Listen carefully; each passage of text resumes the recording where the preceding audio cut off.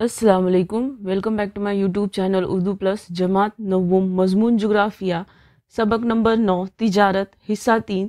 जैसे कि इसकी पिछली दो वीडियो में हमने मश्क को ही हल किया है, उसी तरीके से इसमें भी हम मश्क को ही हल करने वाले हैं। उसके जो 3 सवाल और जवाब बचे हैं समझते हुए उसको हल करने की कोशिश करेंगे। पेशकश है उर्दू प्लस।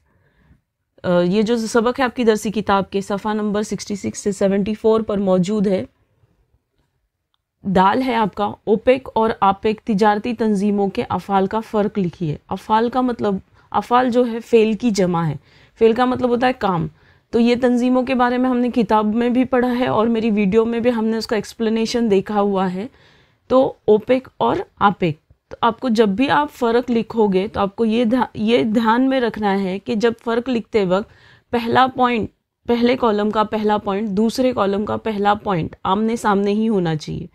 फिर जब आप दूसरा पॉइंट अगर लिख रहे हो, ठीक है, तो उसमें अगर लाइन का फ़र्क आ रहा है तो वो लाइन आपको लीव करनी है, छोड़ देनी है, ताकि आपके दोनों पॉइंट, नंबर 2 जो पॉइंट होगा या नंबर 3 जो पॉइंट होगा वो आमने सामने ही आना चाहिए।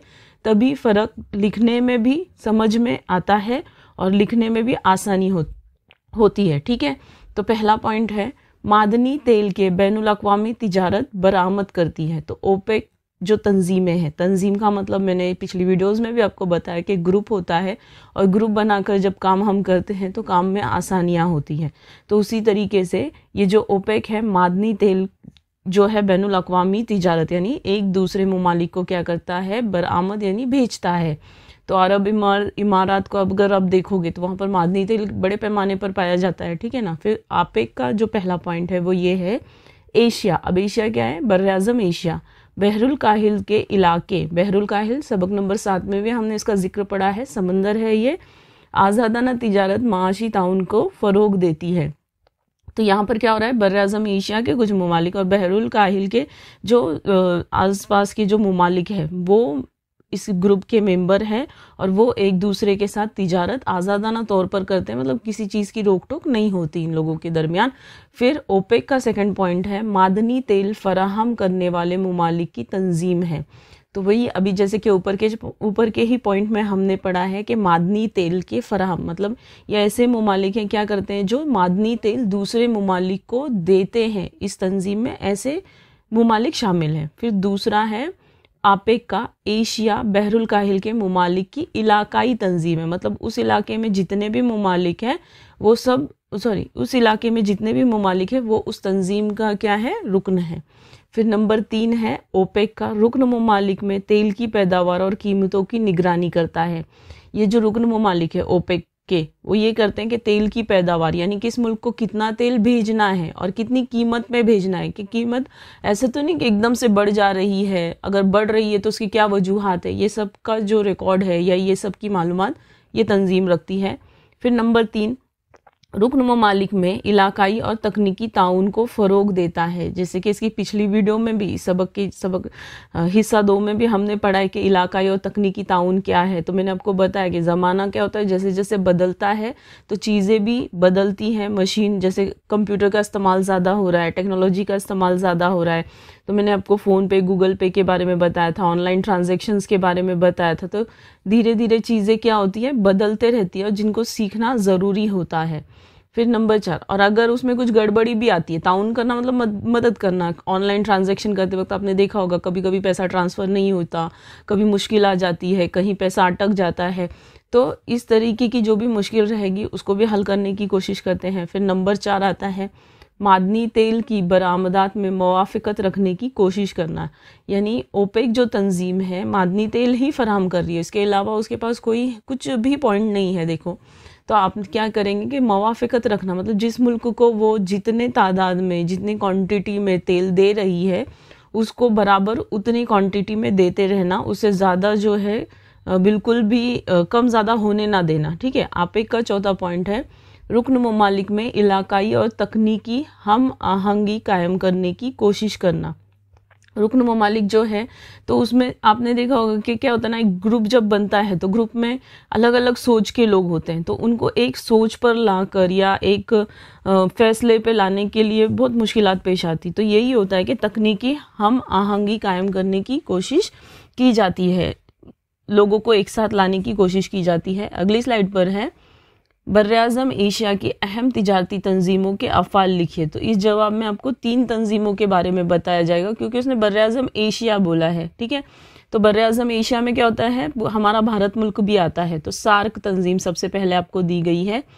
SAARC South Asian Association Regional Cooperation, उसका फुल फॉर्म है। इस तंजीम का काम एशियाई ममालिक यकसा मसाइल का इत्मीनान बख्श हल निकालना। अब देखो, उसने सवाल में ही हमको बर्र-ए-आज़म एशिया बोला है, तो यहाँ पर जितने भी ममालिक होंगे सार्क के मेंबर होंगे, ये सब क्या है, एशियाई मुल्क की ममालिक ही होंगे, ठीक है। तो एशियाई ममालिक के जो भी मसाइल हैं, यकसा मसाइल, सेम मसाइल, आप एक ग्रुप में, आप एक स्कूल में हो तो आपके कुछ मसले सेम होते हैं, ठीक है ना। तो उसी तरीके से इनके जो मसले होंगे उसका इत्मीनान बख्श हल निकालना, हल करने की कोशिश करना। रुकन ममालिक में समाजी बहबूद, मियार ज़िंदगी में बेहतरी और इलाकाई ताउन को फ़रोग देना। तो इसको एक एक पॉइंट हम समझेंगे। समाजी बहबूद मतलब अब जिस माशरे में, समाज में आप रह रहे हो, अगर वहाँ पर तिब्बी सहूलियात नहीं है, तालीम की सहूलियात नहीं है, तो वहाँ पर उन चीज़ों को फ़रोग देना। तो इससे क्या होगा, समाज का फ़ायदा होगा, क्योंकि लोग पढ़ेंगे लिखेंगे, उनकी जो तिब्बी सहूलतें अगर वो पूरी हो रही है तो उनकी सेहत याब रहेंगे, वो पढ़ेंगे लिखेंगे आगे बढ़ेंगे, ठीक है ना। और फिर उनका मियार ज़िंदगी, जिसको हम स्टैंडर्ड ऑफ लिविंग, हम मतलब अंग्रेजी में कहा जाता है स्टैंडर्ड ऑफ लिविंग, धीरे धीरे क्या होता है, हमारी ज़िंदगी का मियार बदलते जाता है। हम अच्छे घर में आएंगे, फिर हम कार खरीदेंगे, फिर मतलब इस तरीके से तरक्की होना, इसको हम मियार ज़िंदगी कहेंगे। अच्छे से अच्छा खाना खाना, है ना, अच्छे से अच्छा कपड़ा पहनना, उसको इलाकाई ताउन को फ़रोग देना। और इस तरीके से करते हुए जो भी इलाका है उसको भी, अब लोग तरक्की करेंगे तो उसी तरीके से इलाका भी तरक्की करेगा, ठीक है। फिर जुनूबी एशिया में बदअमनी व बेचैनी को दूर करना। जुनूबी एशिया, बर्र-ए-आज़म एशिया, अब कोई भी नक्शा अगर आप देखोगे बर्र-ए-आज़म एशिया का हुआ, भारत का हुआ, तो हमको चारों सिमतें मिलने वाली हैं। उसी तरीके से बर्र-ए-आज़म एशिया का जुनूबी एशिया, जिसमें हमारा भारत भी आएगा, तो आप देखोगे जुनूबी एशिया में बर्र-ए-आज़म एशिया का निचला हिस्सा हम कह सकते हैं। तो वहाँ पे अगर जो बदअमनी वो बेचैनी, जैसे दहशतगर्दी का हमला है या इलाकाई कोई फसादात है, तो उसको ख़त्म करने की कोशिश करना। दूसरी तंजीम आपको जो बताई जा रही है वो आसियान है, उसका फुल फॉर्म है association of South Asian nations. जुनूब मशरिकी एशियाई ममालिक में माशी तरक्की के साथ साथ, देखो हाँ, आप देखोगे मकसद बदलते जा रहे हैं, अफ़ाल फेल यानी काम बदलते जा रहा है। तो क्या हो रहा है यहाँ पर, माशी तरक्की देना सबसे पहली चीज़। और ऊपर हमको क्या बताया था, समाजी बहबूद। तो यहाँ पर क्या करना है, माशी एतबार से ममालिक को आगे ले जाना है। फिर उसके साथ साथ सकाफती हम आहंगी को फ़रोग देना। जैसे कि आप भारत में रहते हैं और मुख्तलिफ रिवायत रस्म व रिवाज का आप सामना करते हो। आपने देखा है कि हमारे भारत में मुख्तलिफ रस्म व रिवाज है, अलग अलग मज़हब के मानने वाले लोग हैं। तो उसी तरीके से तमाम मुल्क की अपनी सकाफ़त, अपना रिवाज और अपना रस्म होती है, ठीक है ना। तो उनमें रब्त व ज़ब्त पैदा करते हुए, मतलब हर एक के रस्म व रिवाज को इज़्ज़त देते हुए हमको जो है काम अंजाम देने हैं। इलाकाई अमन व सलामती की हौसला अफजाई करना। जिस इलाके में आप हो, हाँ, उस इलाके में किसी भी किस्म की दहशतगर्दी या फसादात खड़े होने से, मतलब फसादात अगर ऐसा लगता है कि किसी चीज़ से मसला खड़ा हो सकता है, तो उस मसले को दबाने की कोशिश करना या ख़त्म करने की कोशिश करना, बातचीत करते हुए अच्छे लेवल पर, अच्छे पैमाने पर।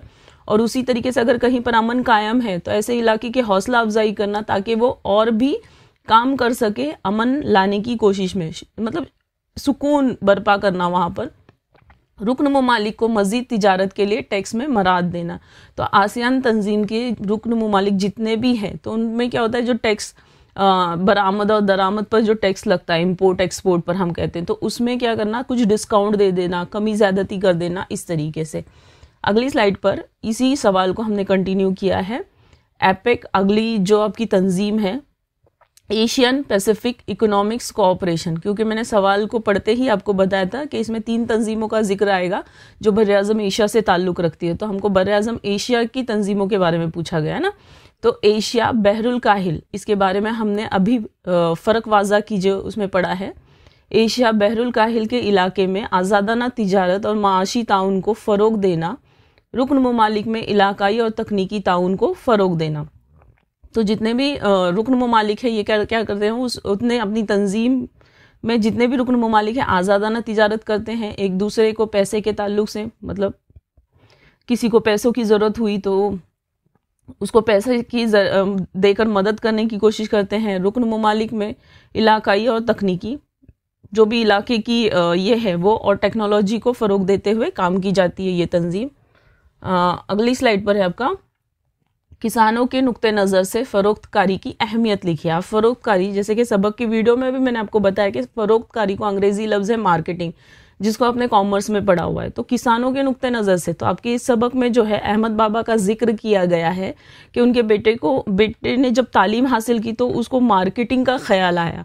तो जो फसल अहमद बाबा की कम दाम में बिक रही थी, जब उनके बेटे ने अपनी पढ़ाई को, अपनी तालीम को उस पर अप्लाई किया, मतलब तालीम को उसमें लाने की कोशिश की, तो आपने देखा कि अहमद बाबा की वही फसल दुगने दाम जो है बिकने लगी। तो वही वो पूछ रहा है कि किसानों को क्या फ़ायदा होता है।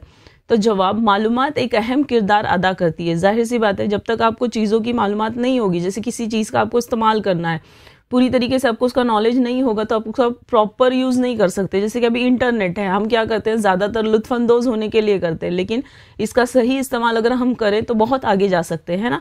फिर उसी तरीके से मालूमात से मुख्तलिफ मालूमात हासिल की जा सकती है। बहुत जब आप सर्च करोगे चीज़ें तो धीरे धीरे आपको बहुत सारी मालूमात हासिल हो सकती है। यानी किस फसल को किस किस्म की आबो हवा, मिट्टी और पानी की मिकदार दरकार है। फॉर एग्जाम्पल आपको उगाना है सेब, तो आपने इसी सबक में पढ़ा है कि सेब सिर्फ कहाँ उगता है, कश्मीर में, है ना। हमारे यहाँ पर ना तो उस लायक मिट्टी है, मतलब सेब के लायक की, ना तो आबो हवा है। उसी तरीके से जब आप पढ़ोगे, जब किसान पढ़ेंगे तब उनको समझ में आएगा कि किस किस्म की फसल है तो किस किस्म की आबो हवा उसके लिए ज़रूरी है, मिट्टी उसके लिए ज़रूरी है, पानी की मिकदार कितनी ज़रूरी है।